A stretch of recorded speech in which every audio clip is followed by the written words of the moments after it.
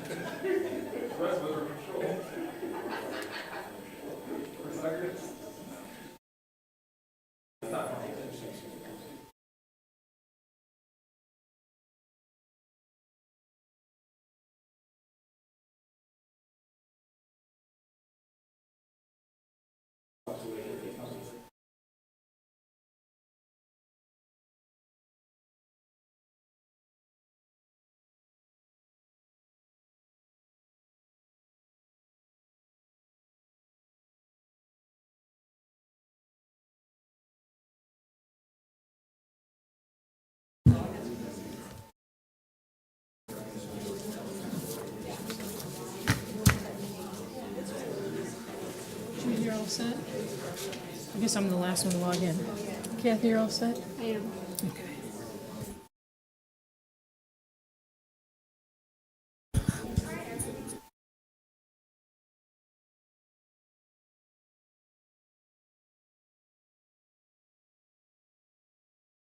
Thank you.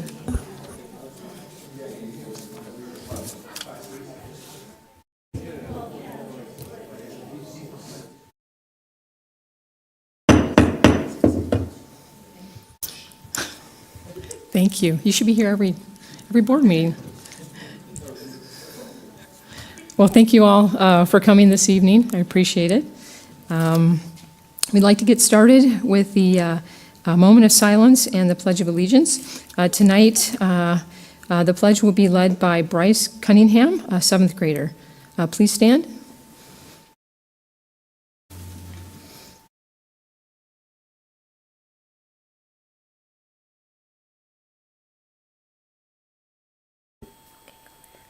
Please join me in the pledge. I pledge allegiance to the flag of the United States of America and to the republic for which it stands, one nation, under God, indivisible, with liberty and justice for all. Thank you very much, Bryce. All right, next agenda item is staff recognitions. Ms. Aries, welcome. Good evening. Thank you. Good evening, President Pingarelli, members of the board, Dr. Stifler. Well, each year we have almost had this tradition now where we like to invite our law enforcement partners in. We are so proud to have such incredible relationships with the Glendale and Peoria police departments. And it's been really a pleasure and an honor to get to work with them, and with many of them now to get to know them very well over the course of the year. I know you all know as board members how much they do to support our district, our schools, and most importantly, our students. And certainly even just having them here doesn't seem like nearly enough as a way to say thank you for how they go above and beyond to support us. They are truly an extension of our staff on our campuses. I know our administrators there certainly appreciate them so much for the role they serve as counselors, mentors, teachers, and role models. And of course, it's been very important to the Peoria Unified School District to have school resource officers on each of our campuses, and truly we can't thank them enough for all that they do and how they're embedded as a part of the Peoria Unified family. We are so pleased to recognize them here this evening. We didn't take the photo beforehand, so of course we have to have the obligatory photo that we always have to share of all of them. So we'll do that here towards the end after we take a quick moment to really highlight them, thank them, honor them, and I think also a little bit it's to embarrass them, because certainly they're so humble and don't like to be the ones that are in the spotlight, but they truly do need to know how much we appreciate how they serve us. From the Glendale Police Department, Officer Maurice Cunningham from Raymond S. Kellis High School. If we can give him a round of applause.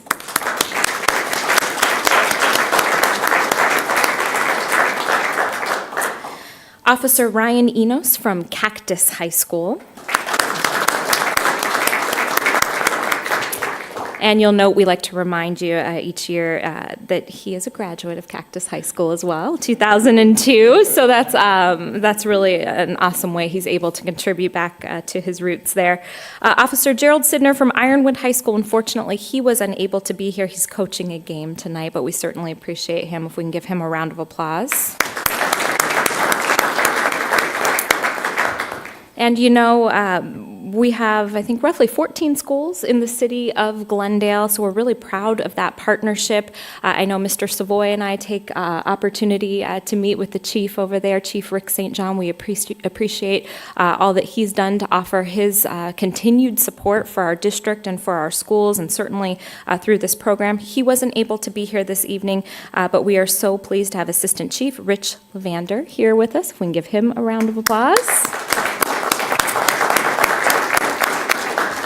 And Sergeant Philip Washington, also here representing Glendale this evening. And thank you, gentlemen, so much for all that you do. From the Peoria Police Department, we are so pleased to have Officer Dave Fernandez from Centennial High School. Officer Lisa Hale from Liberty High School. Officer Michael Oliver from Sunrise Mountain High School, and Officer Brian Rosin from Peoria High School. And their support in the city of Peoria. It's busy over there, and they do so much for our schools. So just a big thank you to you. Chief Minter also has been someone that we have reached out to just time and time again. I know Mr. Savoy and I mentioned Mr. Savoy because he and I tend to oversee safety from the district perspective, but certainly Chief Minter has offered his open resources as far as support. We do so much with both departments, but a big thank you to Chief Minter. He was also unable to be here with us this evening, but he has sent Deputy Chief Benny Pena here, and we appreciate you so much, so thank you. And also here from the City of Peoria, Commander Doug Steele. And we bring them forward to you, as you know, each year. And they've been on our campus, really all of them, I guess, for several years now. Their expertise in working with our administrators, we do things such as practice lockdowns, go through safety procedures. They are so well respected by our students and our staff, just further promoting that sense of safety that is so important to us on all of our campuses. So we certainly appreciate them. Some others that you don't always hear us talk about here at the district level, but I know Mrs. Dunzy and myself work with quite a bit, and we wanted to take a moment to recognize them. And those are the PIOs from the city of Glendale and Peoria. I know our school resource officers know how critically important they are and what they do to serve the community and to serve our schools, but Mrs. Dunzy and I certainly rely on them an awful lot when we're handling media relations. And so we would like to take a quick moment to recognize them. Familiar face that you've seen from time to time here at our board meetings from the Glendale Police Department, Sergeant Scott Waite. We want to thank him very much. And from Glendale, we also work with Officer Tiffany Smith. I know she was unable to be here this evening. From the Peoria Police Department, we work very closely with Officer Brandon Sheffert and Officer Amanda Gaines. Both of them were unable to join us. I think some previously planned vacation time, well-deserved for them. But on behalf of Mrs. Dunzy and myself, we really thank you so much. We are working on some things with them, such as looking at National Red Ribbon Week, and so that's kind of an exciting development that we're building upon, but just want to share really how much we really do appreciate them. If I could have all of our school resource officers stand, if we could just get a photo of you up front here. We love to share it with our community and just make sure you know how much we appreciate what you do.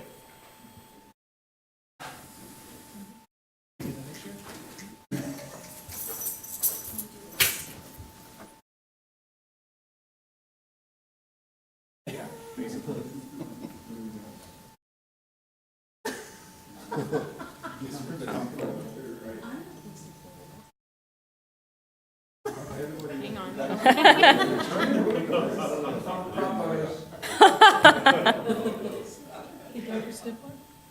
Perfect. Absolutely. This is the third year, and I haven't had. Guys, wait.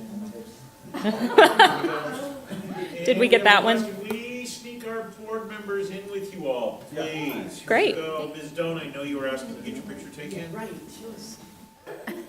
You want us like handcuff? You want us to handcuff her or what? How would you? I'll turn again. We got some back.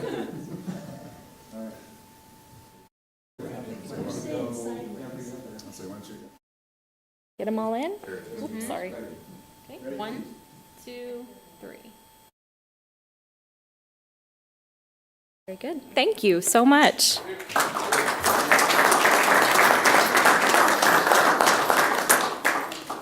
And Commander Steele, do I understand that you're also a Cactus High School grad? Wonderful. Very, very good. Oh, and Sergeant Wait, I should mention, The other school, Ironwood High School. The other school. Yes, we go back and forth about this quite often as I'm a Cactus grad, but of course supporting them all. So we love that they have those connections. So board members, if you have any comments, certainly I'll turn our officers over to you. And if you'd like me to select one to come up, or if they'd like to self-select, I will leave that up to you. I think they've already selected. Who's the lucky one? I believe she was last year. Officer Hale.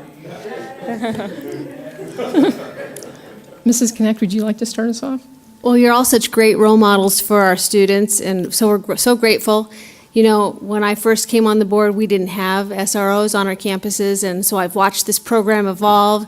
I know that our staff members sleep better at night, school board members sleep better at night, and our community and parents do too, just knowing that you're there, fostering those relationships, and we're just very grateful, and thank you for doing all that you do. Thank you. Mrs. Doan? Oh, I do want to say, I told Dr. Stifler, I said, don't you feel so safe? I do. I feel so safe with all of you here. No, and whenever I get a little notice about something going on at the schools, it never really worries me because I know that we have good friends in the Peoria and Glendale Police Department. I know they're helping. I know you guys are always there and taking care of business.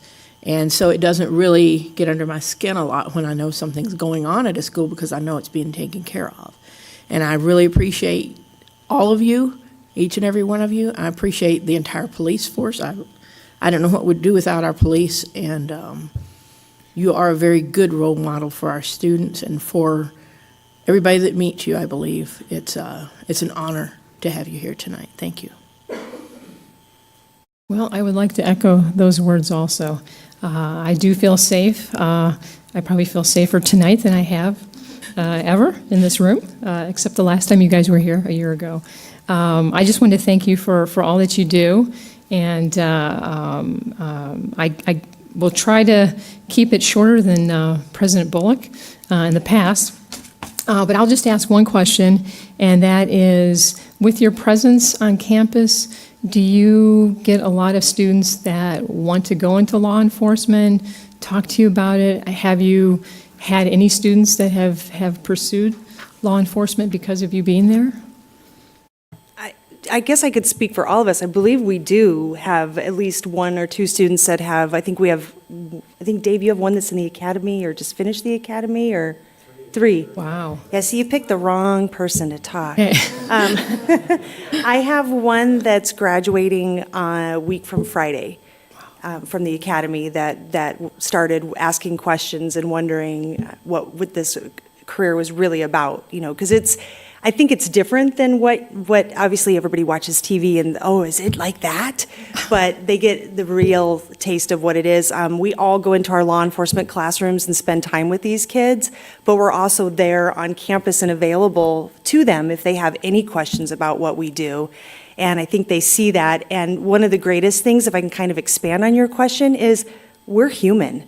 And I don't think they always get the chance to see that. Like, they're just blown away that Officer Hale is home on the weekends and honestly baking and spending time with my family and doing things that are not officer related, that we're not officers 24 hours a day, that we have lives. So I think they get to see that and know that about us. And so I think that helps sometimes with those questions they have about the career and what it entails.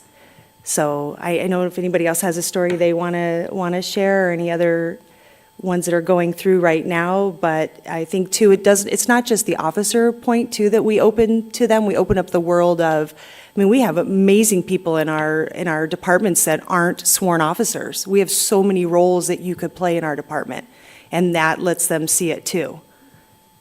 So great opportunities for them all.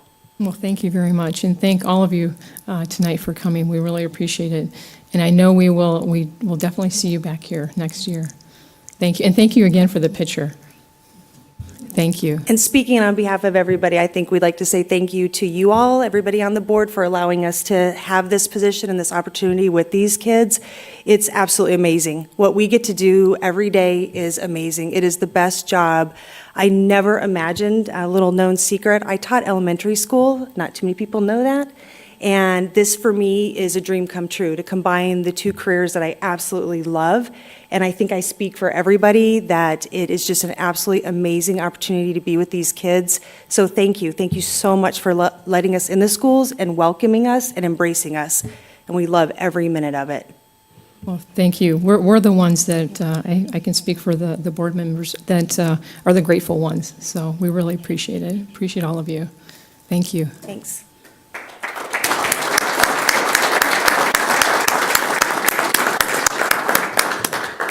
President Pingarelli, if I may, I just want to recognize our high school principals that have joined us tonight.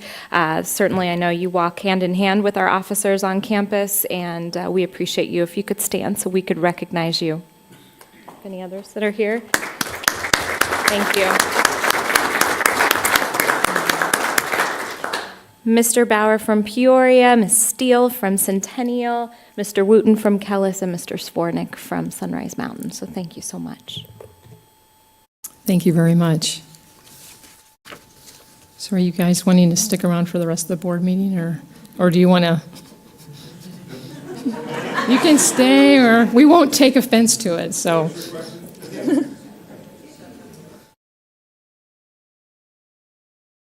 Thank you.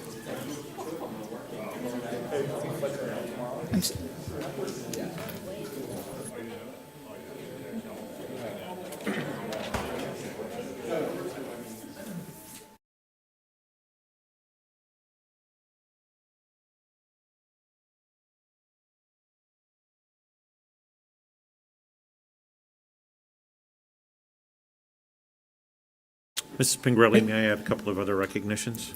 You may. Thank you. President Pingarelli, members of the board, I'd also like to do three other shout-outs. Centennial High School's National Honor Society participated in something called #NothingButLoveNotes, where students were asked to write thank you notes to first responders in Las Vegas. They collected more than 1,000 notes in less than a week, and now other Peoria schools are on board. The story will be featured on PBS next week. Along the lines of giving, Ironwood High School Choir Club is donating half of the admission to this Thursday night's choir concert, Songs of an Autumn Night, to the Red Cross Hurricane Relief. We know we have many schools across the district who have demonstrated random acts of kindness, especially these last few weeks, and we appreciate how our students and staff rally to support others in need. And finally, Peoria Unified held its district-wide campaign for Valley of the Sun's United Way, and the 2017 campaign just wrapped up. New this year was the ability to make online donations. The numbers are in, and Peoria Unified raised more than $15,000 for the Valley of the Sun United Way this year. We're very appreciative of everyone's support. Thank you, Ms. Pingarelli. Thank you so much. Okay, so for board recognitions, Mrs. Doan, would you like to start us off? I don't have anything this evening. Okay. Mrs. Connect? No, just that I continue to, in my role as past president of ASBA, the county meetings continue. And I just wanted to make sure that we were aware as a board, or maybe Diane, Ms. Savage, that there was an updated verbiage on one of those proposed bylaw changes. So when that makes our agenda, we need to make sure that that's on there. Very good, thank you very much. I know that Mrs. Doan and I saw the presentation about evaluations, board evaluations, and I hope that we can take advantage of that moving forward. So. All right, thank you. I do not have anything this evening, but I did fail to mention, and you probably can tell after this amount of time, that two board members aren't here, Mrs. Monica Sejar Martinez and Mr. David Sandoval. So we hope to see them back next board meeting. All right, next agenda item is agenda item 5, request to address the governing board regarding matters not included on the agenda. I take it there's nothing this No, evening. I don't believe so. Okay. Then we will move on to agenda item 6, consideration of approval of the consent agenda, and I would like to pull 2 items. The first one is item number 7, the minutes of the regular board meeting held on September 28th, 2017, and item number 14, which is the addendum for dual enrollment agreement between Peoria Unified School District and Grand Canyon University.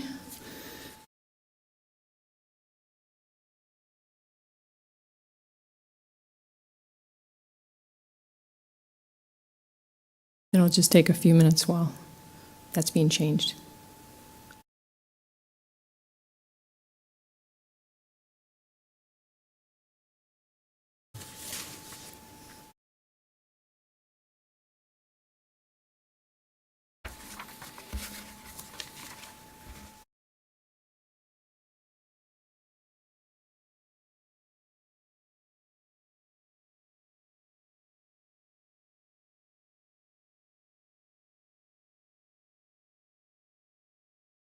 So then a motion to, Oh, I would like to move that we approve the consent agenda. With the exception of those 2 7 and aforementioned 14. items. okay. I'll second that.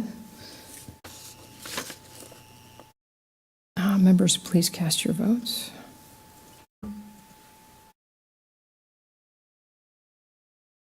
Okay, the consent agenda pass minus item 7 and minus 14.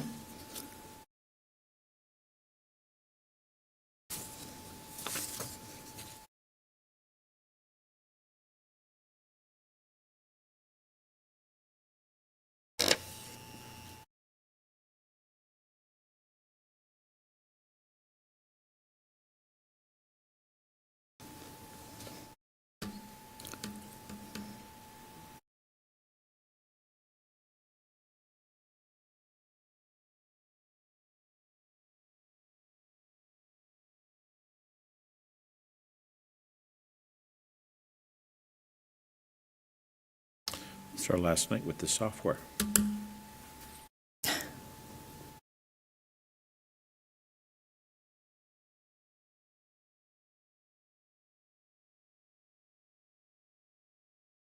Well, if you come back, yeah, Dr. Stifler had mentioned you come back next board meeting, and we will have different software, which hopefully will make it run a little bit smoother. Perhaps while they're catching up in the software, Mrs. Pingarelli, if I could point out an error in the minutes. Yeah, And actually, with, I had pointed that out to one board member and who discussed it with you. I just want to read what is in the minutes. It's on page 5.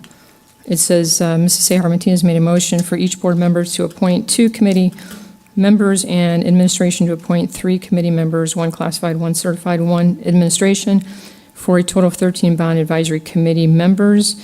And this is, the next part is where I have an issue with the provision, the superintendent could veto board selections and appoint members if a diversified committee was not formed. Dr. Stifler, I know you had made a change or I proposed a change? I propose that, I would like to move that we approve this agenda with the change in the verbiage to, with the provision the superintendent could appoint additional members in order to increase perspective or expertise if needed. And so we would remove from veto to formed and place it with the provision the superintendent could appoint additional members in order to increase perspective or expertise if needed. I believe that. That's what we agreed correct, on at yes. the meeting. Yes. I will, Mrs. Pingarelli? Isn't this just about approving the minutes as were recorded? This isn't about changing the motion. No, This is about no, recording what was said the other I night. just wanted, because. There was an what's- error in the There was just in the recording. minutes, there was an error in what was motioned by Mrs. Sahar Martinez than what was in here. So we've checked the audio? yes. It's not, it's in the video, it's just incorrect, Okay. what's there. So I move that we approve this agenda item with these minutes with the correction. Okay, I will second that, but is there any discussion? If it's correct, it's correct, right?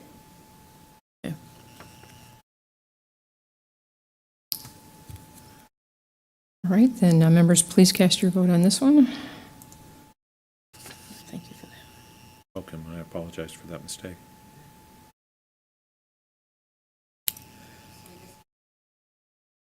A vocal or a voice vote?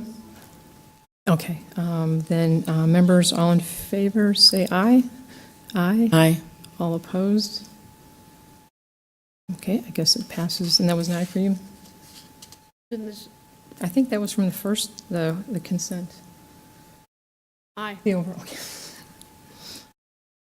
All right, passes 3. Then on the next one, for item number 14, and I just noticed, let's see.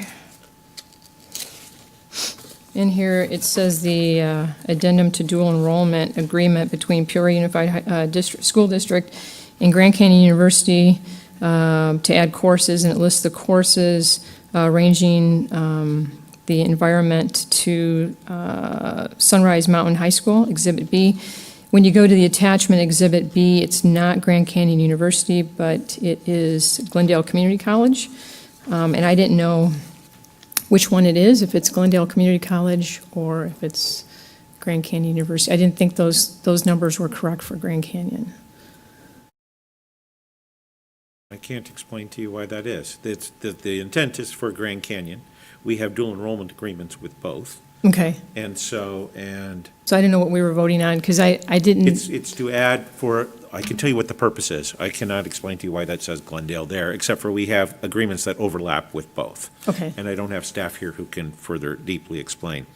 The intent here is to add a course that currently, that is in Grand Canyon's realm, that's in our realm, but we don't have an agreement to. They said yes. If Okay. you say yes, that's what we're asking you to do, so that second semester, we can offer that course, and it would actually be an online course through Grand Canyon, and so that students would be able to get credit at Sunrise Mountain High School, perhaps beyond at other schools, but they're the school that has the initial agreement with Grand Canyon University, and all of our schools have an agreement with Glendale Community College. So there's a great deal of overlap, but that doesn't explain the top there. okay. So then, so now I believe wholeheartedly in dual enrollment. Our daughters took advantage of that. So for the name of the college for the attachment, then it should be Grand Canyon University?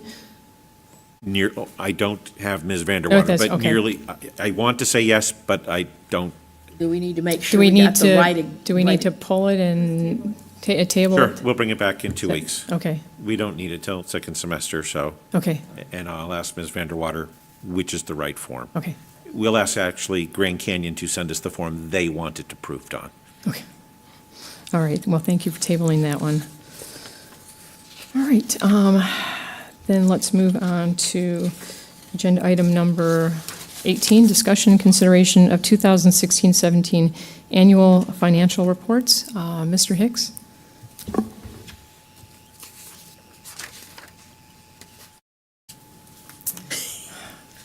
Welcome. Good evening, Madam President, members of the board, Superintendent Dr. Darwin Stifler, colleagues and community members. So thank you very much for allowing me to present tonight. This is a big deal. As you've probably heard me say many times, you could plan to spend however you want, but let's see how we actually spend the money. And so the annual financial report is something that is required of every school district in the state of Arizona. We use common forms to keep everything uniform, and it is what actually happens. So you'll probably hear me later on in January as we do analysis and look a little deeper. All reports, if you're looking at the superintendent's annual financial report, the SAFR, what we call, or the Auditor General, their performance audit and their data, it all comes off of this. So this is a very important, and as you can see, I try to always say, why are we here? We're here because we're required to by statute, and this has to be approved by every school district before October 15th, and so this is obviously before October 15th, so we're meeting those requirements. It is, not that it's that important to know, but the Auditor General and ADE get together collaboratively to put the forms together so that they're uniform and they meet all the requirements and all of their needs. So I'm going to go through, some of these is just summary, and so I try to keep a historical perspective, although once I start putting it together, I always have those questions of, wow, what does that really mean to a board member or a community that's looking at this? And some of it doesn't that much, so I did add something at the very end, and so I put a little analysis that I do, and I also put the full one at each one of your desks there for you to go. So we'll go through some of these in just summary terms and what they mean. And then I'll just go a little bit deeper so you can see what do I look at in some of those descriptive statistics that I look at to see a little bit more of that, what's going on and trending and where we're at. But by and large, we had a $212 million budget and we spent $211 million of it. So it's broken up in these areas. You can see where they are. A little high in special ed as those services. Those are really in the 2200s, which are our services to our special ed, a little higher than anticipated. And in transportation, there was higher in the repairs and also in supplies, which I assume is gas, but it can also be just the repairs, parts and stuff that we're repairing with. So those were a little higher than what we were anticipating because we, as you remember, we revised the budget in May and we make all of our projections going forward of where it is. This is where it actually lands. So those are a little off, but that is it in total. If you look, that's about 1.2 million carry forward. We do allow all of our schools to carry forward 100% of their funds. And so some of these are what I would call restricted in the sense that it's already committed to our schools did not spend the money and we allow them to use it, roll it over 100% to the next year. We can as a district, so we treat the schools the same way. So the principals still have access to any unspent money. My philosophy is, and that this has not always been the case in Peoria, so when I came in it was changed to allow 100%. When you restrict it and sometimes say only half of it rolls or something that, what do? You encourage them to spend the money sooner than they need, which impacts our departments and people, either additional work, but also it could be inefficient. Is that really what you needed it? Mm-hmm. It might have been at the time, but maybe they didn't need it, they just didn't want to lose it. And so we allow our schools 100% carry forward of their M&O and capital budgets. And so it is just important to know, hey, we have 1.2 million, we could spend it on whatever. If we do, some of it's restricted, you could be taken away from schools in that sense. So we also like to have a little bit of a cushion because little things happen at the end of the year that are somewhat unpredicted. So just to make that declaration. Actually, I started really quick. It is also important to note that this takes a lot of time and effort, and Ms. Michelle Myers and her team actually kill themselves in the month of September to get this together. And I know I just walk down the hall and say, what about this, and question this, and why don't you do this, and then they go back and work for a few more hours. But her and her team have done an amazing job, and it is a lot of work in a system this big to put all that together. So I do appreciate Michelle and her team for doing all that. So I should have said that to begin with. I've been talking a lot today, so I apologize. So first on the capital funds, I do, there is an error on this. So this was one that I grabbed an earlier version and literally 15 minutes later got the final version. I grabbed it too soon. The actual AFR is correct, which is the important thing. And so it's on the bond building where we have $31,342,128. It's actually $31,646,103. So a little bit wrong. And that was the cost of issuance that was journal entered at the last minute, and I grabbed the report too soon from Michelle, so I apologize for that. Unrestricted capital, and we'll go a little bit deeper, and I show you slides of that. My concern, you've heard me many, many times, capital is where I have the biggest concern. It is 10 million and only spending 5. That's a good thing, but really part of that is because the Prop 123, we set aside money for resources. It rolls to the next year. I do reserve some, so I've pulled some in to cover because we spend more than we get on an annual basis. And so I have reserves of about 3.5 million that I try to hold dear, uncommitted, just hold it and don't ever use it because it's going to be needed on a constant basis. And that is just the reminder, we should be getting over 17 million. We get about $2.2 million, and so we're cut around $15 million a year our historical trend, and you'll see it in a future slide in a few, we're spend around $4 million a year. So this is 5, it's a little up. Maybe we spend a little bit less on the trend, which means that we are spending more than we have in capital. So it has to come from somewhere. So I pull those reserves, and that reserves will be whittled down over until the rubber meets the road, and we'll have to do something. So that's why I keep saying, not just from a legal standpoint, and that there's a lawsuit out there for capital, to fund capital. Capital is a big deal in our district and where it is and where we're at. Adjacent ways, we still have the budget of 1.1. We have the cash of the 1.1. We have a couple projects we're working on right now. The law changed and we have to work with the SFB, so it is a very slow process. I've started the process about a month and a half ago and still at step 1. So any project that's over $50,000 requires you to go through the SFB. So we have slowed that way down for their, by the legislature's requirement. So we have a couple of those projects that will be hitting next year. We thought they might have hit last year, but they didn't, so you could see just a little bit of expense there. Bond building, we have next month, or next meeting, we'll have the annual report of our override and bond expenditures, so I'll go into that in much greater detail. Just a summary here of our classroom site funds. So this is also additional funds that are for certified. So at the last, when we approved our budget, we talked about the 1.06%. That is for classroom teachers. This is for certified. So it's a little bit bigger definition. We have certified staff that are actually not in the classroom, and so they actually get these funds in addition to that. This is just the general amount. We get a dollar amount from the JLBC based on the state trust land sale and the sales tax, the Prop 301 sales tax that was put together. It comes together and creates a dollar amount.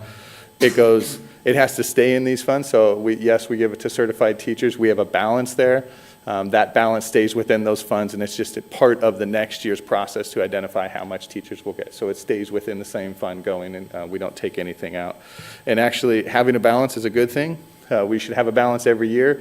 If you do not have a balance, it means you overspent in these funds. You cannot go negative in these funds. Anything that goes over what you have available in budget, you have to take from the M&O. You can't even take from other areas or other funds. You have to take it out of M&O.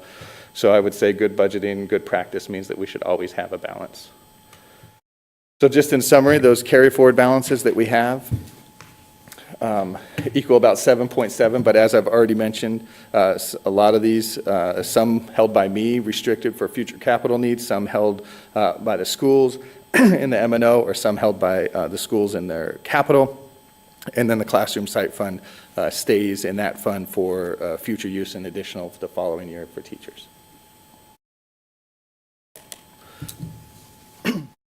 So here is trying to show, hopefully this conveys properly what I'm trying to, which is the big, tall, yellow, and I know Mr. Bauer left and he complains I never do anything Peoria Panther color. I do, and he leaves on me.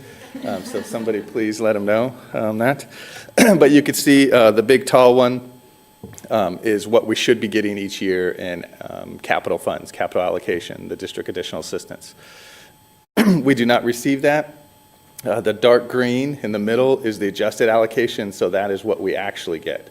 And so you could see in 13, 14, and 15, we had a dollar amount, the adjusted allocation, roughly around $7 million. They were cutting us only $10 million. Then you see in 16, 17, and perpetually going forward until something changes is when they made the cut. So in 15, that allocation, the cut was around 58%. It moved to 85%. It's gone up to about 86, 87% in 18 and continues to grow a little bit here and there. But you could see the dark one jumping below the light green one. And so the light green is our trend spending, so we could see what that is. So that is why I say almost every time when we're adopting a budget or looking at AFR that we have a capital problem out there. This is looming. It puts a lot of stress on our system. If you walk around our schools, there's a lot of need out there. We talk with employee chats. What is one thing they say? How do I get more equipment? How can I do more? What can I get? They used to get a lot more. Schools and departments had all their budgets cut by 55%. That was able to get us down to a manageable amount that we were just spending a little bit more than we're coming in.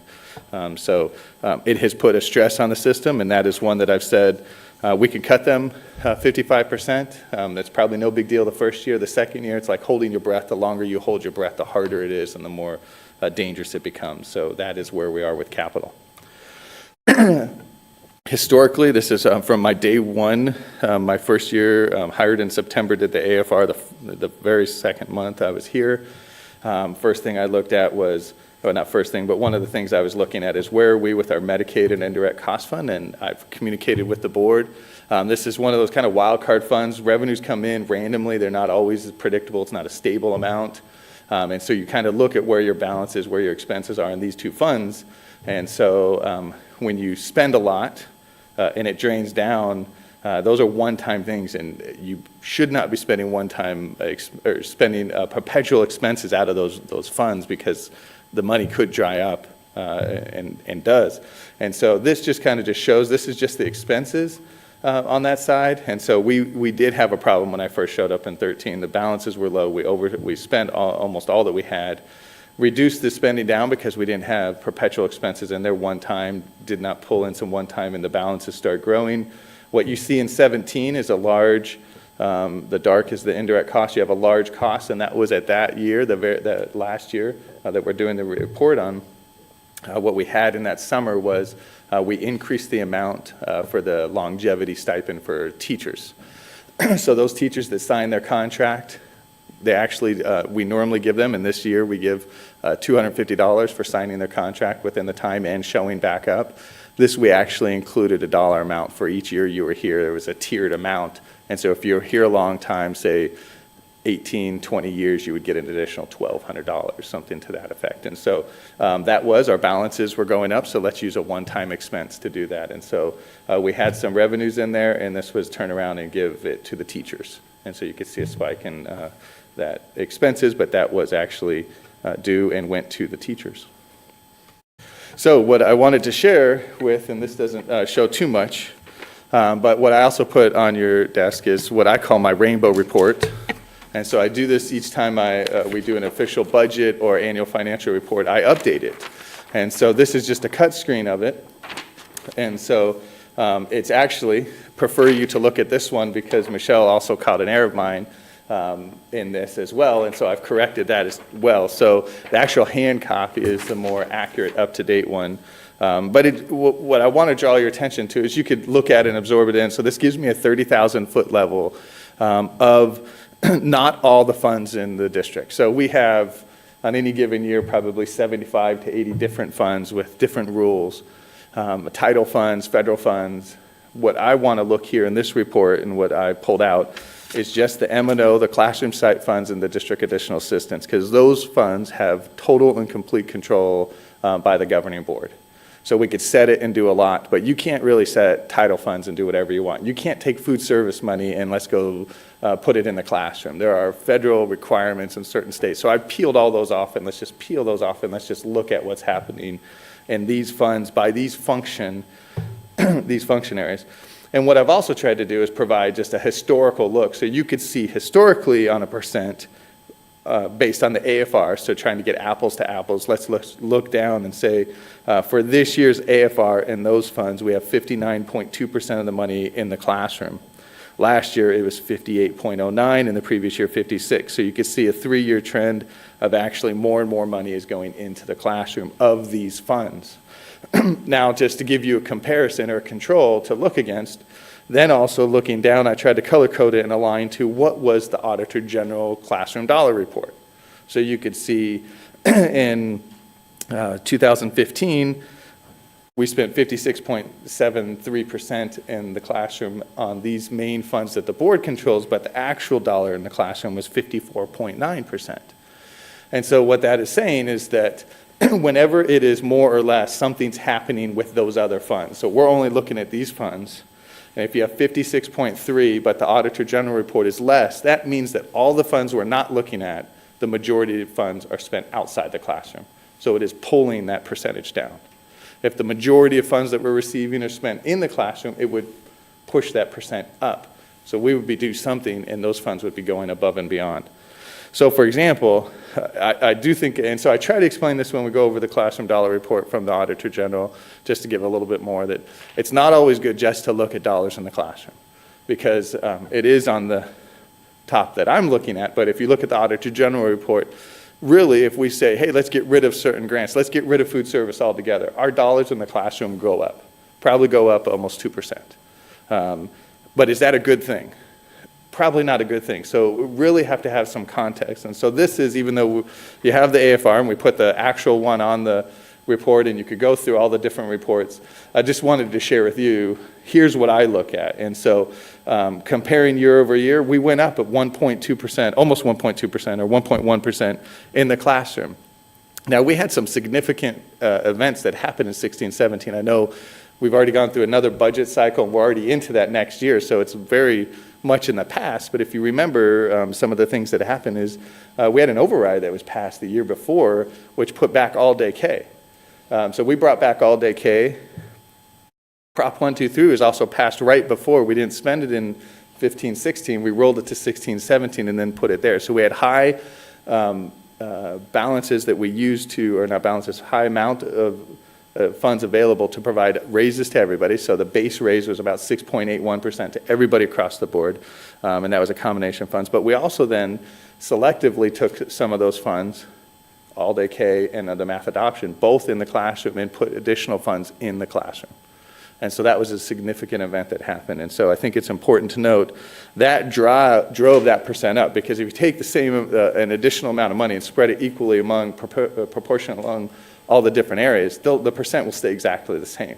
What we did is we artificially put more money into the classroom by those two main events happening. Now, there's lots of other, we have millions of transactions happening in the district, but by and large, those were two huge things that actually happened. You could also see that we put a little bit more in the 21, 22, so support services.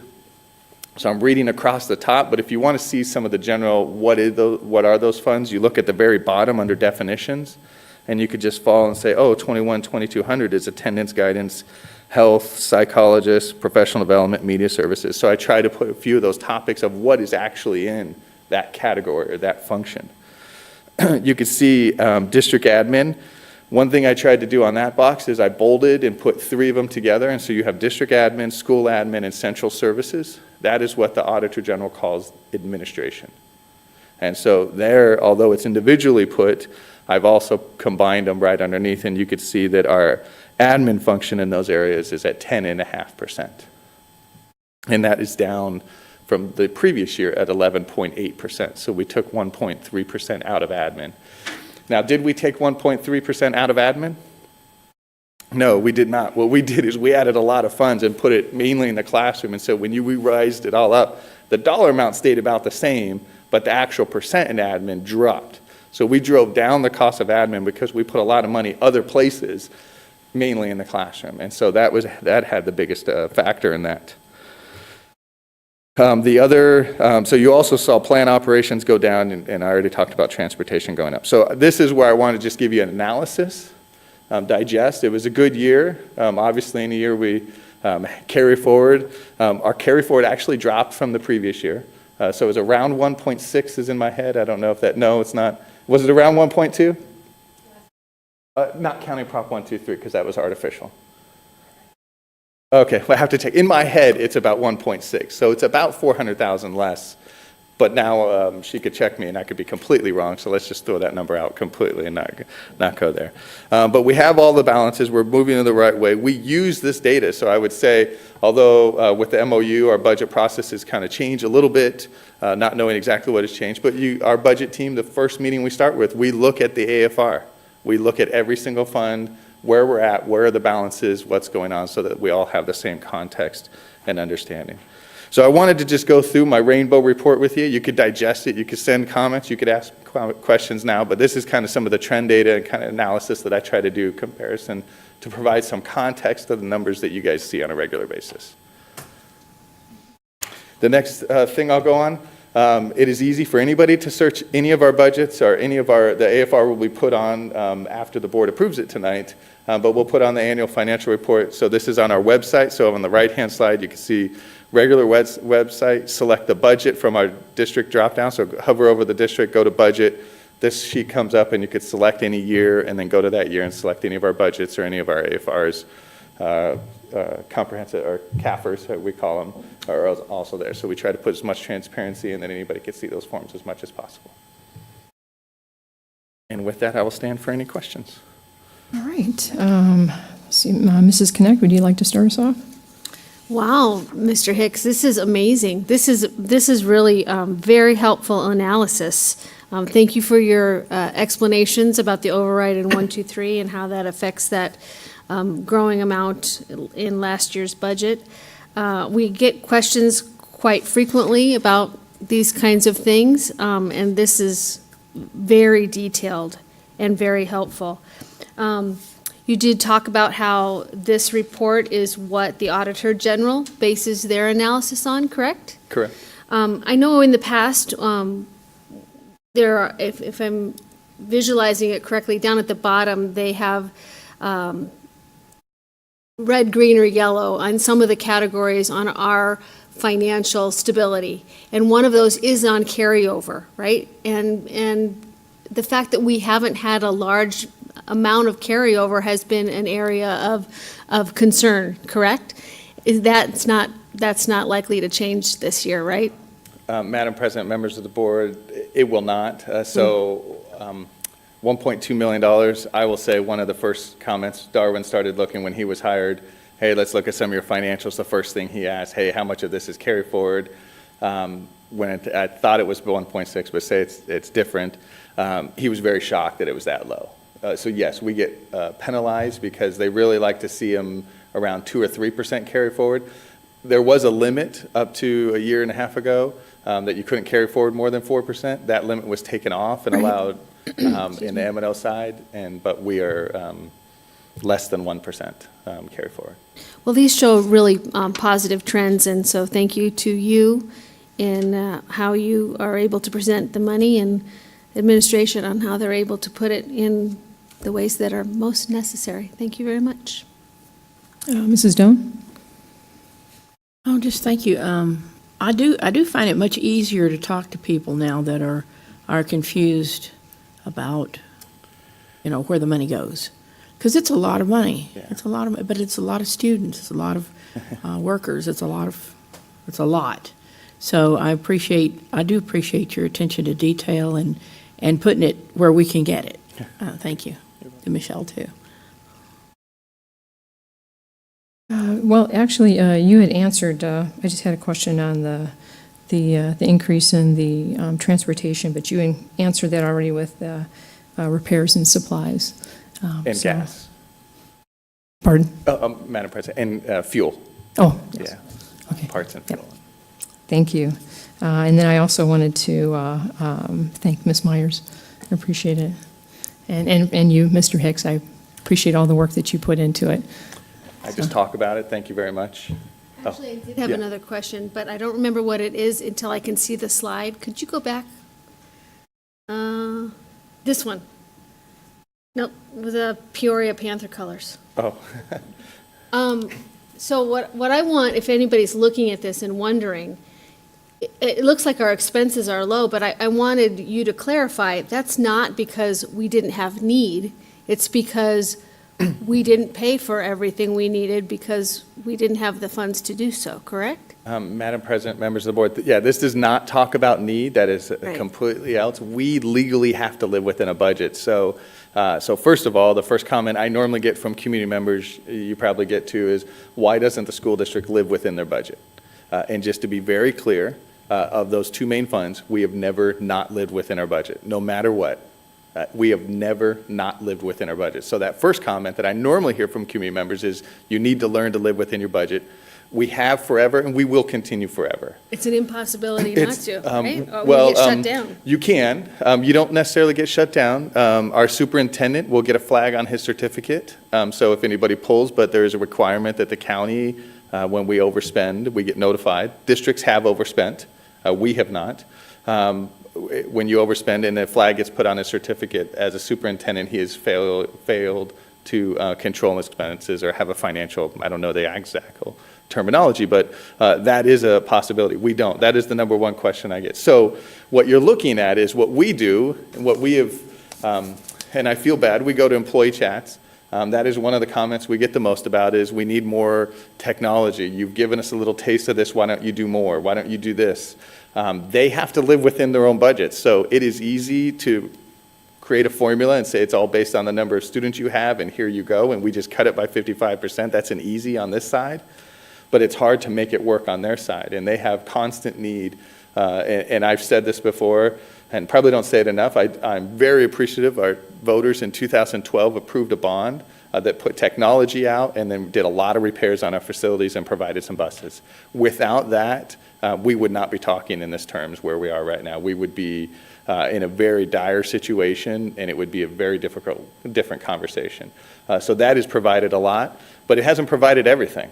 And there are still great needs out there that bond won't have, but that bond was for a separate purpose. But we still have huge capital needs. And so that's why I spend a lot of time. I talk to you when we propose our budget, adopt our budget, AFRs. We'll be doing a budget adoption again next month or next meeting. We'll be doing it again in 2 because the 1 point, I'll explain all that. But so you'll see me again in the next month and a half saying it again twice. Capital is a huge issue in this state, and we are lucky that we have a bond and override. Majority of places do not. They might have one or the other, but it would be a whole different conversation because this does not look at need. This is purely just looking at our expenses. Right, and I thought that was worth reiterating on this graph because people could look at it and say, oh, look they hardly have any expenses, and translate that to mean that there was little need, but that's not the case. Yeah, just, Madam President, not to harp on this even more, school districts have a lot of requirements, a lot of limitations. We are not allowed to go out and get a loan. So, oh, this didn't make it, let's just go get a loan. We cannot. You just can't go down to the local bank and say, let's get a loan. The other entities, organizations, or private companies do a lot of that stuff, and they get different financing. We have some lease purchase and other things we can do. We have to bring them to the board. We have certain requirements, but we don't have, it's not as simple as that. And so we have to live within our means, and we do it on a regular annual basis. Thank you. Thank you very much. Thank you. All right. I would need a motion and a second to move this forward. I move to approve the 16-17 annual financial report. I'll second that. All right, members, please cast your vote.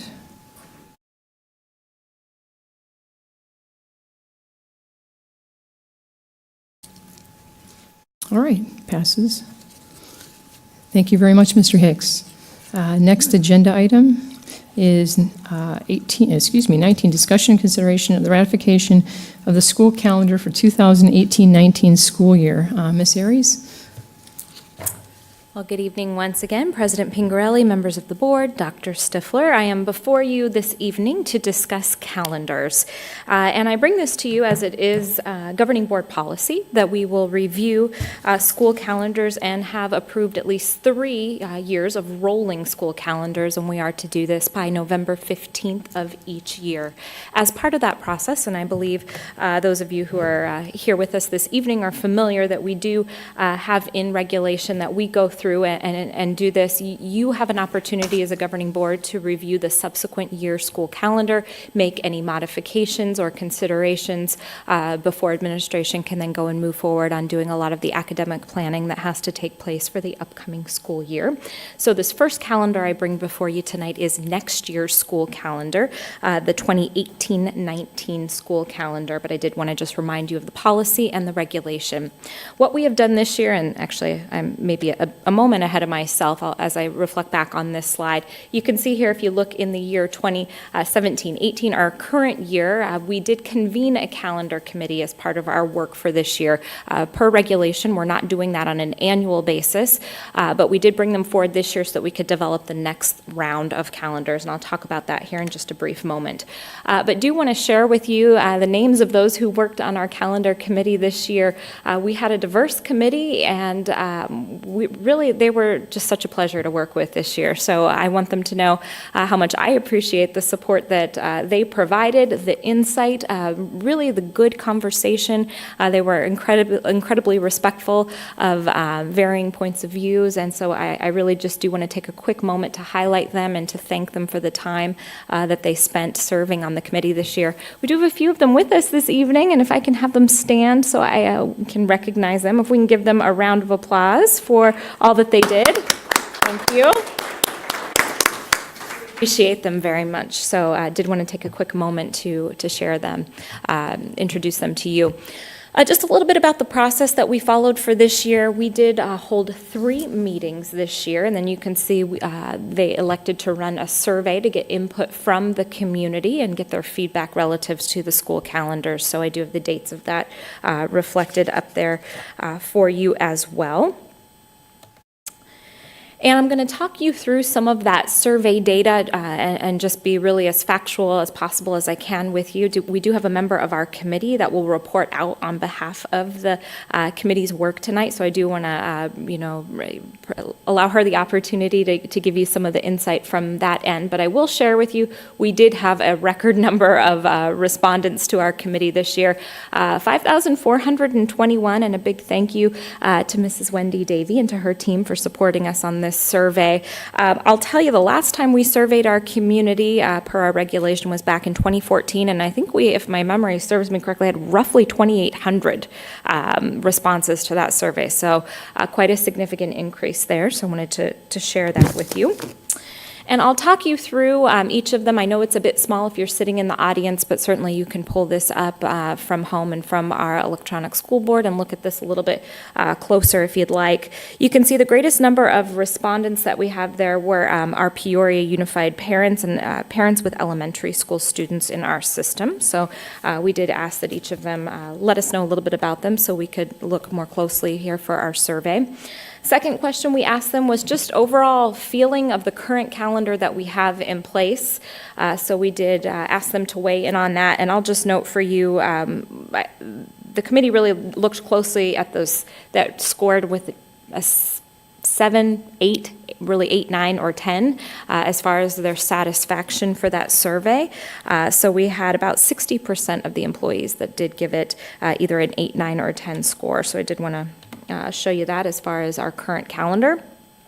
We then asked them to weigh in on the components of the current calendar, so looking specifically on some of those major areas that you've come to expect from what I suppose I'll refer to as the Peoria Unified Traditional Calendar, which is the calendar that we've had in place now for a number of years. So we did ask them to weigh in particular on when we start our school year, so the midweek start, that's a bit unique to us, fall break over the course of Thanksgiving, as well as a spring break, typically held in the month of March, one day off in the month of April that we've termed April break, and then just the overall components of the calendar, which is starting in August and then ending before the Memorial Day holiday in May. So I can give you a moment to kind of look through that.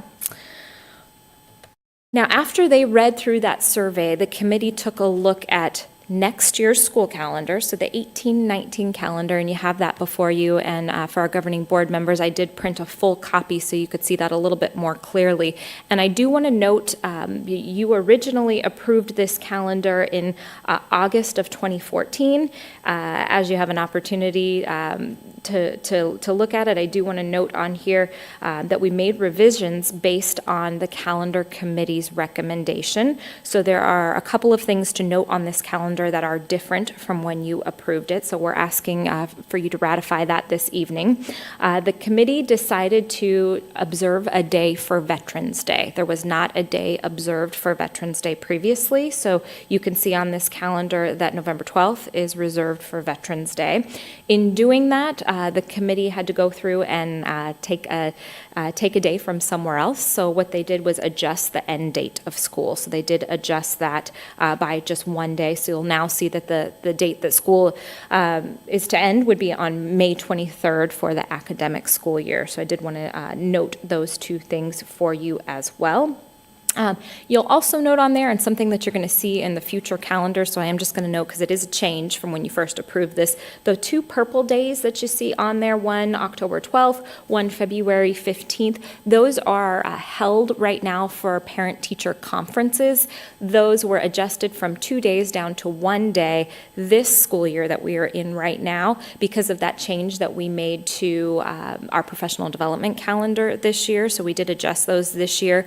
As we do not yet have the professional development determined fully for next year, we did just put 1 day in there to observe it instead of 2, maybe 1. We don't have the data on that yet to look at that a little bit more closely. So those are just placeholders. So I did want to note that for you because it's a change from when you previously approved that. And I do want to make very clear for you all and those that are maybe streaming this or will watch the replay in the audience, we tried to be as clear as possible in the calendar survey that we were looking really for feedback on the academic calendar. So start date, end date, breaks. We were not looking for feedback on the modified Mondays or the professional development calendar. We are going to be gathering some additional data on that, and I'm sure having that conversation for you at a later date, but we were really hoping that parents would weigh in just start date, end date, and the breaks. That's what we were really looking for feedback on. And I should note in the survey, the very last piece on there, which was an opportunity to share any open-ended comments. I believe we had 1,400 comments where the community took an opportunity to share some comments. Yes, we read through every one of them as we were able to isolate out those that pertained to modified Monday or that did not pertain at all to the calendar. Just, I don't like the traffic backing up at drop-off, something not related to the calendar. Once we removed all of those, it whittled the comments down to about 400 comments. So those were the comments that, we more so were able to look at there. So just did want to share that with you. We were not looking for modified Monday. So as it relates to this agenda item, you can see we are looking just for this one. We'll talk about the 3 years of calendars the committee developed in the next agenda item. It's just this 18-19 calendar that is before you to review and consider for ratification. However, what I will say is you will see this common theme as presented to you to ratify. You'll see that replicated in our future agenda item. So that said, I did want to pause, and I wanted to invite Mrs. Amanda Wall up to talk with you. She is here representing the calendar committee this evening. You'll note from your slide we had Mrs. Fenderson-Gonzalez that was going to be here to share with you, but she is not feeling well this evening. So Mrs. Wall so graciously agreed to be here to go ahead and cover that piece for you. So I am going to let her share on behalf of the committee.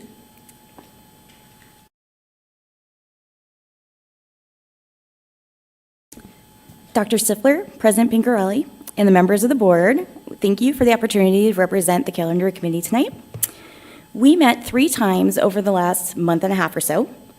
At our first meeting, we discussed sending out the calendar survey to PUSD parents and staff. We looked over previously used surveys and discussed it, gave our feedback, discussed some additions that we wanted to add and some changes we wanted to make to the survey.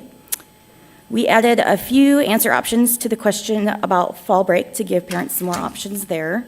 And then we also added spring break to the satisfaction question to see how satisfied they were with our spring break. We added a frequently asked question section that addressed required number of school days, testing time periods in April, state laws, professional development days, etc. Ms. Airy emailed the survey out to the parents and the staff, and then the committee reconvened on September 20th to discuss the results of the survey. As Ms. Airy mentioned, we had over 5,400 respondents, and the majority of them seemed pretty pleased with our current calendar. There was a 65% satisfaction rate with the midweek school start date, and then a 74% satisfaction rate with the week-long fall break over Thanksgiving.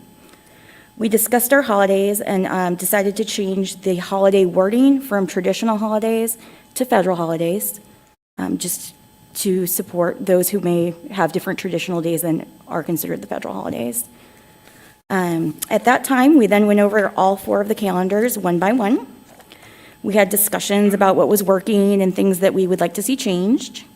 We decided to move the April break to closer to the end of the month to allow for most of the testing to be completed before we had that break. And we also placed spring break during the 3rd week of March, which gives even a little bit more separation between spring break and April break. The committee is quite pleased with the calendars we are presenting to you this evening. It was a pleasure to serve on this committee, and I appreciate the opportunity. We had great discussions, worked collaboratively, and we feel we represented the survey results from our parents and staff well. Thank you for your time, and I will be happy to try to answer any questions that I could. Thank you very much. Thank you. President Pingarelli, I will turn it back over to you. The administration does recommend moving forward with the calendar as presented on behalf of the calendar committee, but certainly Mrs. Wall and I are available if you have any questions. Okay, Mrs. Doan, do you have any questions? No, I don't. Mrs. Connect? Thank you, Mrs. Wall. I sat in on just a few minutes of one of those committee meetings, and I was on the committee before, and so I've watched how this happens, and it's so amazing to watch staff members and parents sit together and think of things that we as board members may not have thought of, and the good ideas that come through. It's really an amazing process, and we can look and we can see that over the years, things have happened where we've adopted them and they've become part of our tradition, like the middle of the week, first week. I know, Ray, you really like that, right? And I think you were on the committee the year that came to be, and it's ongoing and lots of important discussion, but it's a fabulous process that's been developed over the years, and I'm pleased and hope you felt like your time was well spent, and very good. I love it. Good Okay. changes. Well, thank you. And I just also wanted to express my gratitude for everybody that served on the committee, Ms. Wall, Dr. Beltram. I know Monica Sejar Martinez was on the committee also, so I appreciate everybody's help and serving their time.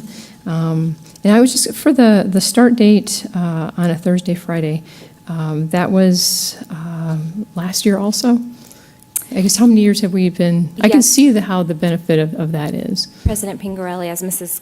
Connect referenced, that was a recommendation from the 2014 Okay. calendar committee to move to that midweek start where possible, as there are some years where we have had a Right. lapse in that because of where certain days fell on the calendar. But we did have that for this school year. We had that for the previous school year as well, and I think it was the year before that we had a lapse where we couldn't quite make that midweek start. But that was a recommendation because it serves especially our youngest learners in that they are not starting their first experience at school having to go an entire 5-day school week, that they are easing into it. So we've had very good feedback from parents in that, and also very, very good feedback from staff. All right, yeah, I can see how that would benefit the younger students, so thank you very much. I have no other questions. It looks great. Thank you very much for your time. Mrs. Pingarelli? Yes. Mrs. Sejar Martinez shared some things with me. May Sure. I share? I told her that I would be willing to do that. And so, just to quote, as I talked to her today, she said, "Calendar Committee, thank you for your commitment to our district and welcoming the healthy debate. Your time is valuable, and we appreciate everything you have done to impact our district now and in the future. I encourage you to continue to offer your feedback, whether you serve on a future committee or not. Your perspective is appreciated. Thank you, Monica." Thank you. All right, thank you very much. All right, with no further discussion, I would need a motion and a second to move this forward. I move to ratify the amended 2018-19 calendar. And I will second that. Members, please cast your vote. All right, passes. Thank you. You're welcome. All right, next agenda item. Agenda item 20, presentation and consideration of approval of the school calendars for 2019-20, 2021, and 21-22 school years. Ms. Aries? Thank you, President Pingarelli, members of the board. As I referenced previously, these calendars are going to look quite familiar to you, as they are brand-new calendars. If it's all right with you, President Pingarelli, I am going to just talk through each one of them, because Sure. this will be the first time that both you and our community will see them. So you do have those full copies in front of you there, and I should note that once the governing board does approve all calendars, we'll remove the draft and post them for our community as well, of course, with the note that the board does have the opportunity to bring back a subsequent year's calendar and and review and ratify it before that school year begins. So what you're looking at first is the 2019-20 calendar, and so I'll try to talk through these for you. As you can see, it does include the midweek start, observes a day for Labor Day in September. You'll note that we have reserved one day for parent-teacher conferences, knowing that that could change. We've got Columbus Day observed October 14th. You'll see in the month of November, they do have a day reserved for Veterans Day, as well as the full week fall break, which is the week of Thanksgiving. Moving on to December, you can see that we have observed a 2-week winter break that spans December and January, returning on January 6th to start the second semester. We've got January 20th reserved for Martin Luther King observance there. In February, you can see President's Day. You'll also note the 14th reserved for parent-teacher conferences, full week off in March, and then April break. And as Ms. Wall noted, the committee did recommend pushing that April break later in the month of April. And so that is much later than you've seen it, or a couple weeks later, I should say, than you may have seen it in the past. You can see in the month of May, school ending before the Memorial Day holiday. So that was something that was also noted from the survey. So I share that one with you. We'll move on to unless there are any questions. We'll move on to the 2021 school calendar, and you can see once again a midweek start. I will share anecdotally that you'll see in 2021 and 2022 the committee had some pretty in-depth discussion on start date, even though they wanted to commit to that midweek start.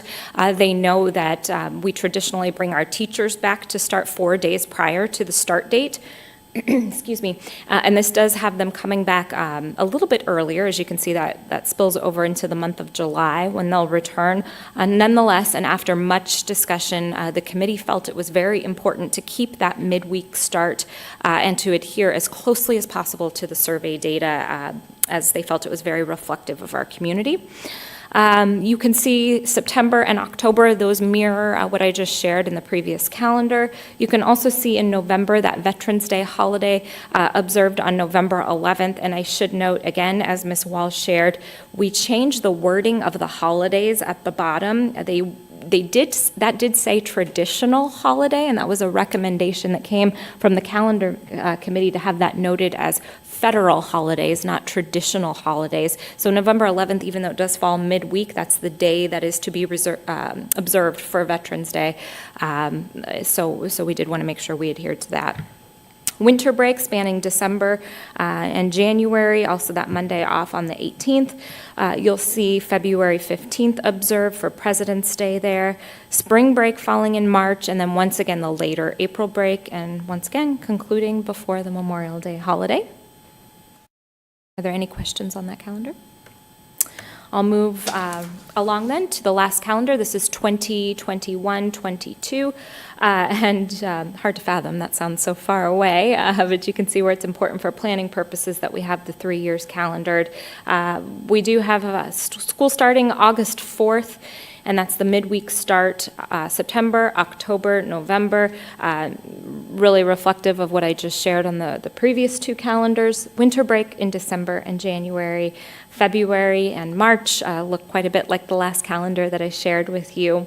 Later April break, moving that down to April 22nd, and then once again ending before the start of, before Memorial Day.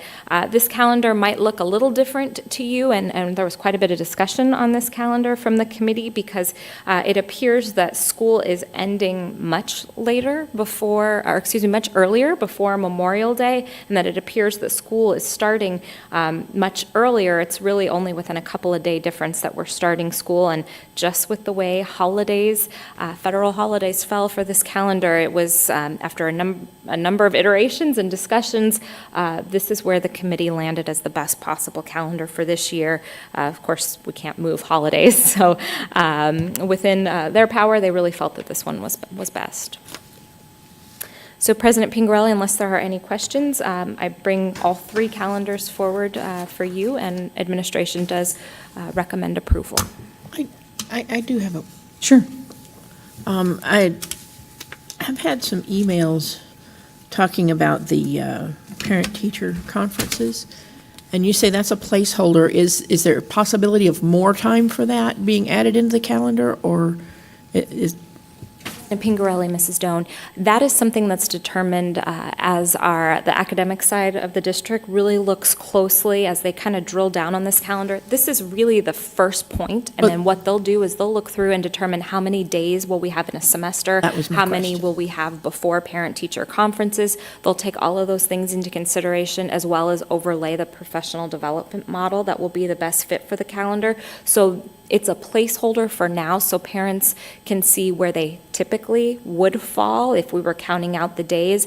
But again, our curriculum team, our principals and our academic team will look more closely at that to determine whether that would be 1 or 2 days. So it was a little bit different this year, and that's because our professional development model was a little bit different than it's been in the past. So that's something that will be discussed, and we're hopeful that we'll share that sooner rather than later with families. Okay, because that's what I thought you were saying with the, yeah, so, yeah, thank you for Just in the clarifying. past, when you'd look at this calendar, parents were probably used to seeing 2 days highlighted there, so I did want to note why we just have 1, just as the placeholder. Thank you. Mrs. Connect, do you have any questions? I don't. Okay. I don't either. So then I would need a motion and a second to move this forward. Move to approve the draft agendas for 2019, 20, 2021, and 2021. I'll second. All right, members, please cast your votes.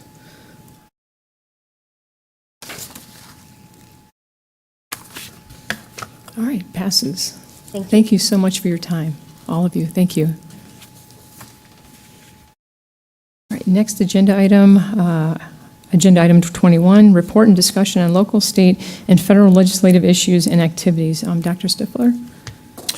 President Pingarelli, members of the board, prior to last Friday, nearly all the conversation that was happening on the political front was either around funding or it was around ESAs and going through the courts, at least on the public level.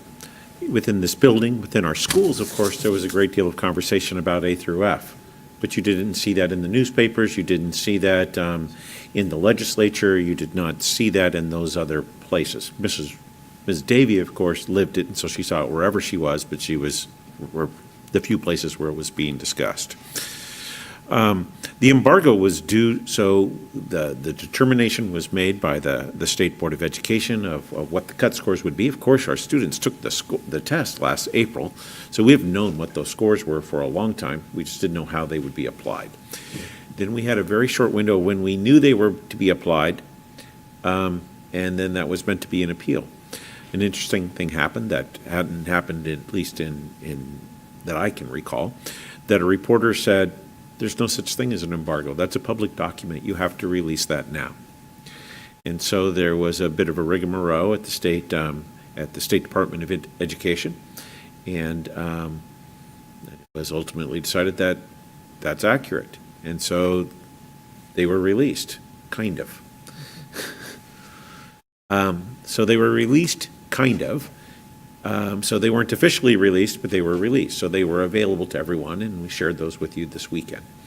But it's also why we couldn't have an official report, because we'd been told that there needed to be an embargo, and we have to finish our presentations for you while they were still embargoed. So what's happened since then? Well, the conversations around ESAs and funding is I haven't heard very much of that since the test scores and the letter grades have come out. The letter grades are fair, the letter grades are not fair, the letter grades show that Arizona schools are in trouble. All of those kinds of things have been dominating the news. The legislators it's starting to churn because of those things. I don't know what will happen in the end. The governor has weighed in. I believe that with advice from the technical committee, which Ms. Davy was one of the members, the State Board of Education did a good job of, in a near impossible job.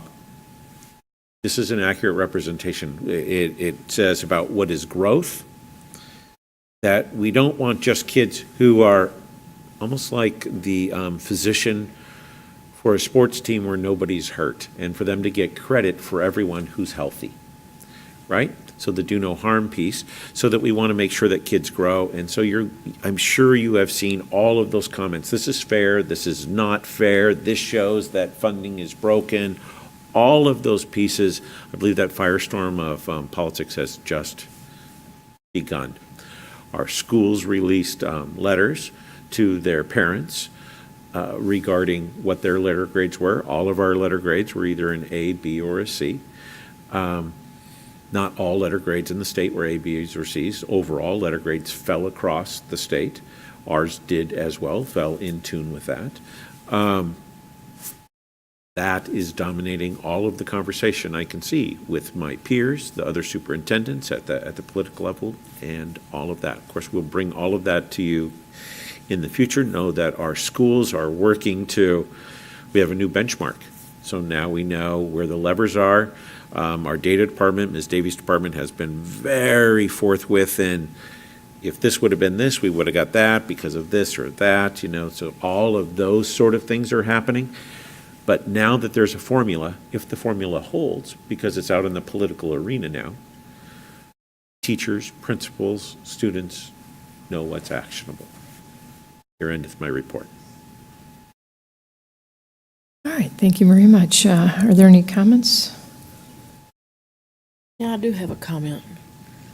You know how it is when you teach your kids the rules, and then they can abide by the rules and do what they're told, or they can not and get punished. Seems like we were not given any rules, particularly. So I think that perhaps our community should know that we have continued to teach our students to the same level as before. Our teaching has not fallen down the tubes. It's just that the standards changed without us being told what the standards were going to be, the new standards. So I think that it's important for our community to understand that the teaching has been excellent as always, and we will work toward whatever, It's very hard to work toward goals when you don't have them in hand. President Pingarelli, Ms. Stone, members of the board, that is all certainly so. It is objectively true that our test scores went up last year, but we didn't have a letter grade. So our test scores have gone up, but there was the other moving pieces of how it's to be reported. It is my hope that the formulas will stay where they are, and we can set the system and we can begin to work in there. So Arizona's test is more difficult than it was in the past. Those things are just so. I hope our community understands that the change in the grades doesn't mean there's been a change in the teaching. Mrs. Connect? Mrs. Pingarelli, this kind of segues into another thing that's been on my mind, and that is that this board and administration will be in the very near future fine-tuning our district goals. And I respect the comment that that now that we know what the criteria for the A through F is we have the opportunity to evaluate those areas and tweak them, I think is what you said, so that perhaps we improve in those areas. But I think we can get distracted sometimes. We're all familiar with the expression and the concept of teaching to the test. And I think most of us agree that that's really not fair to kids, and it's really not the most effective way to establish learning. I don't know that aiming for a letter grade is the best way to run a school district. I think when we can establish goals that we are working on and that we all agree on, and that the administration has very clear-cut what we as a community care about, then that may be, in my opinion, is more important than aiming for a number, which, as we can see, is very complex, in some cases arbitrary, and not necessarily aligned with improving academic achievement for our students. So. I agree with all that, and I think that the only issue I have with it is that the A through F is put out there, and then that's how our community perceives us. So now that we know what it is, we can deal with it. And I disagree with teaching to the test a lot because that sometimes makes no sense. So. My point is, I don't like teaching to a test or running a school district towards a grade. Yes, ma'am. All right. Got that off my chest. Well, thank you very much for the input. All right, next agenda item. Agenda item 22, request for agenda items for future governing board meetings. Mrs. Doan, do you have it? I do not. Okay, Mrs. Connect? Mrs. Pingarelli, Dr. Stifler, I have I've been inspired recently. I've finished reading Malcolm Gladwell's book called Outliers from 2008. I know it's been around for a little while. I just got around to reading it. Great book. Yeah, it was really, really good. And for anyone who hasn't read it, it really talks about the personal and cultural and coincidental factors that make some people exceptionally successful. I was particularly interested in the first chapter that talked about the developmental differences in very young children. And so I have a question. I'd like to know if Dr. Pischke or perhaps our staff members in curriculum and instruction are familiar with that research, and if so, if there are conversations about how we can provide the greatest opportunity for our youngest students in factoring in the month of their birth. I will bring that question to Dr. Pischke. I will also tell you my dissertation is around that question. Isn't it fascinating? So we can bring that to you. Is that okay for a report, or are we I'm asking? just curious about whether or not your staff has had those conversations, has looked into that research, and whether it could be applicable for how we deliver primary instruction. Yes, we have. We have not adequately certainly reported that to the board. You have heard snippets about that, about the hundreds of kids that we test and what's the right day for school to start would be an example of that. The report that I don't know that we shared with you, but in a meeting this morning, and all the kids who just recently started preschool and what do we expect out of there, I will ask staff to prepare a report for the board. Well, I don't Got it? You don't? Okay. I don't want to overtax the board, or the staff members on their time, but I'm just curious if there's been conversation, and if so, what do they think? Yes, ma'am. Thank you. All right, I don't have any future agenda items tonight. So moving on to the next agenda item. Agenda item 23, Budget Facilities Planning and Construction Report.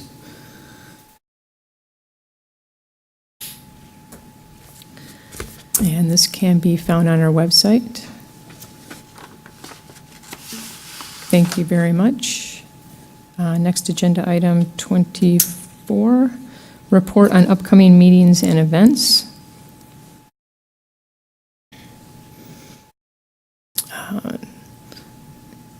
Just wanted to point out the Fall Patron Tour on October 18th. For anybody that is interested, that is a very good thing to go on. And then we will have a regular board meeting on October 26th and an executive session on October 16th. Thank you very much. Mrs. Pingarelli, excuse me, I have a question, maybe it's a request. Our schools do such a fabulous job for Veterans Day celebrations, and last year, we on the board made a concerted effort to spread ourselves around because some of the elementary schools in particular Yes, ma'am. like us to be present. I'm wondering if it would be possible for us to see a list of all of them, so we might divide and conquer and be able to see as much of our elementary's efforts as possible. It is absolutely possible. Thank you. It's a good idea. Thank you. All right, next agenda item is the draft agenda for October 26, 2017, regular board meeting.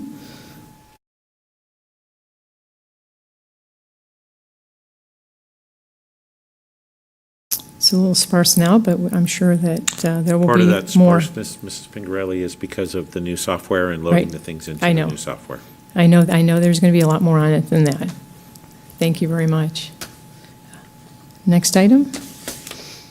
Board member opportunity to readdress agenda items. Does any board member like to go back and discuss anything? No. No? Okay. On that note, agenda item 27 is consideration for adjournment. I would need a motion and a second for us to go home. I move that we adjourn the meeting. I will second that. Members, please cast your vote.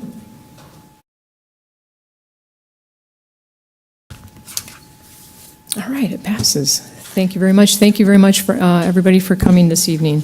If you can make it back, we'll be here in 2 weeks. Thank you.